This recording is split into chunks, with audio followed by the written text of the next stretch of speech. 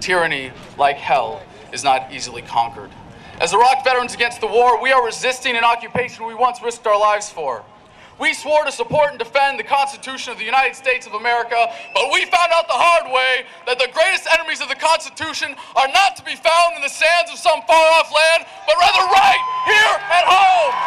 Adam Kokesh, representative from the Iraq Veterans Against the War, addresses a strategy to end the war. We are your new recruiting. We are inspiring a generation of young Americans to find a better way to serve their country than dying for empire. And by supporting those who are actively resisting, we inspire further resistance and ensure that soldiers still have the right, as is their duty, to disobey illegal orders. Congressman Ron Paul. Chuck Baldwin, Constitution Party presidential candidate, pastor, and radio talk show host, speaks about hope for America and a new breed of politician. I'm the only one who did it, and I was proud to do it. While some of my evangelical brethren were putting their support behind some of the other Republican candidates, I knew in my heart there was only one on the Republican ticket that seriously would defend the Constitution of the United States, and that was Congressman Ron Paul. Ladies and gentlemen, when a president or a congressman or a county commissioner takes the oath of office, they don't take an oath to please the party bosses. They don't take an oath of office to please Katie Couric. They place one hand on the Bible, the other hand to heaven, and they swear before God and before the American people that they will preserve, protect, and defend the Constitution of the United States of America. And I can tell you that Ron Paul takes that promise seriously, and Chuck Baldwin takes that promise seriously. Thank you. Ron Paul is greeted enthusiastically.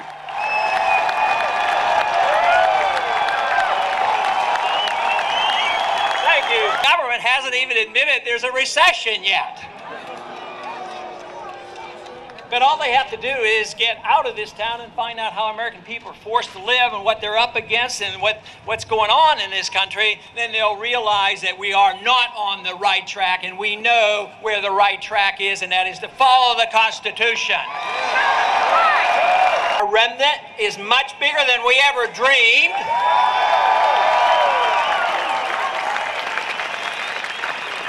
But what about the enthusiasm of the young people in the campuses? They've come alive with the ideas of liberty.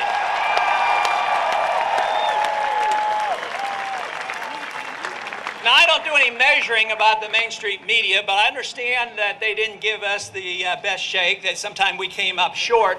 But what they didn't know about was, you 2 or 3 dozen spammers, how you could spread our message around the country. And all of a sudden, the message has been spread. One of the probably most interesting and entertaining events occurred early in the campaign when I think there was somebody else on the stage, I can't remember all their names. There were a total of 11, running. But I think he was a mayor of a big city. That's all I remember.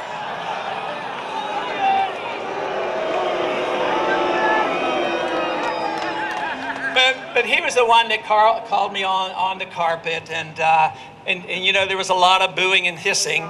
Obviously, you people weren't in the crowd. But lo and behold, I remember that evening, I was a little uncertain what it meant. It really didn't disturb me that much because, I've had poor reception to a lot of my speeches over the years. But I remember a few minutes afterwards, Kent Snyder came up to me and he whispered, he says, guess what? You're winning in the post-debate polls.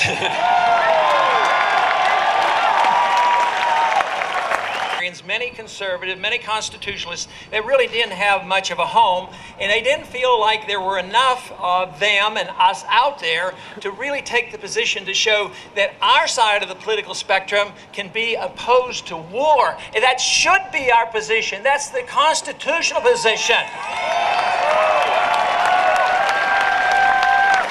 And it's so easy to connect the problems with our foreign policy with our domestic economic problems. Because now, we as a nation have obligated ourselves to approximately $1 trillion a year to manage our empire. And it's money we don't have. It's money, we tax the people, then we can't tax anymore. We borrow, we can't borrow anymore. Then, of course, you know the answer. Then they go to the Fed and they print a lot more money. Then they wonder why we have problems. You know, it is so clear. Today, there's a lot of, drilling certainly could be helpful, and if we had more oil, it could play a role. But you have to look at the cost of energy and the cost of our gasoline from a different perspective. One, the value of the dollar. The value of the dollar goes down when you print too many. When you have a foreign policy where you are motivated to do this, obviously us going to the Middle East to protect our oil didn't work so well. Right now, it's so unstable, and with the threat that this war could spread, there's a risk premium put in there on a daily basis. So the foreign policy has pushed that cost of energy up. But then again, the value of the dollar goes down. But paying for the foreign policy in combination with the risk that we have involved, all the drilling in the world won't put, value back into the dollar. We need a sound political system, sound foreign policy, and a sound financial system. Going to the floor to talk about H-Con Res 362.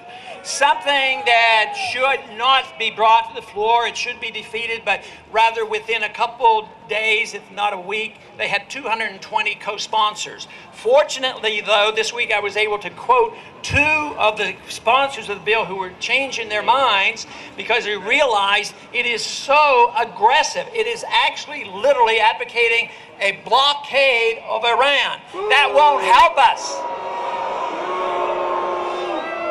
Now, the best way to get others to realize the danger of this, and I brought this up in the committee as well as on the House floor, consider what it would be like if a foreign country, a strong government came and they were powerful enough to impose on us a restriction that we couldn't import petroleum products, that they would control all ships, boats, planes, and trains and trucks coming into our country, and all the control of the people.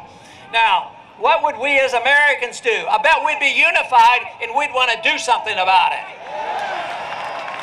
But that's exactly what we're doing, and that's exactly what we're threatening.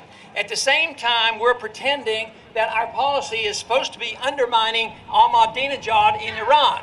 Well, I'll tell you what, if somebody comes and threatens us, we get unified. Just think, after 9/11, we weren't fighting among ourselves because we saw us being threatened, and it brings people together. So the dissidents in Iran right now are being hurt, and Ahmadinejad is being helped.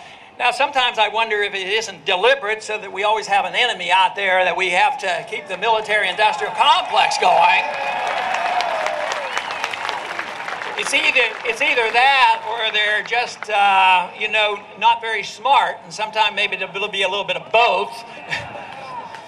But, we do have the answers. We have the answers. The people have responded well to this message, much stronger than I ever believed. And the magnificent thing over the past year and a half has been the rallies, the people coming together. Because what I have found, and I see it all the time, is the message of liberty and the Constitution. It brings us together regardless of our personal beliefs.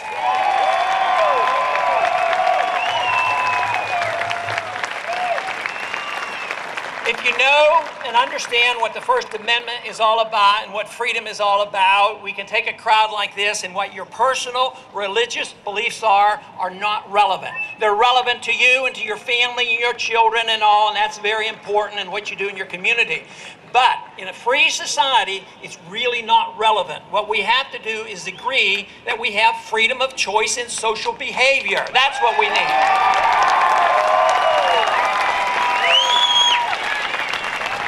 And of course, there are a certain group in Congress that's a little bit better on protecting those values than others, but unfortunately, they're the same ones who think you don't have a right to spend your own money. Now, our conclusion is, and the freedom message is, in a free society, you have the right to run your own life, you have the right to earn as much money as you want, and you have the right to spend it any way you want.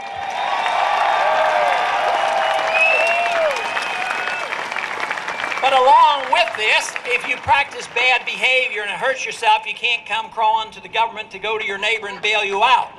If you don't take care of yourself and take care of your retirement and your medical needs, you can't go to your neighbor and send the government there to bail you out. Freedom really works, and it is popular.